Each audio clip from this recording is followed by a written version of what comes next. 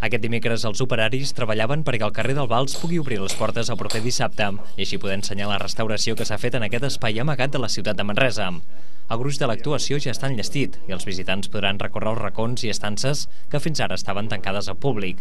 Un cop fetes aquestes visites, que començaran a les 10 del matí i s'acabaran a les 2 del migdia, el carrer del Vals es tornarà a tancar per començar la museïtzació de l'espai, una actuació que convertirà el carrer en un nou punt d'atracció turístic.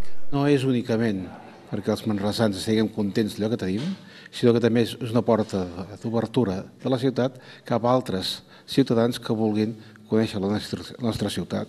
I per tant, aquest element d'atractivitat i d'atracció turística acaba sent també un altre eix dinamitzador de l'economia manresana.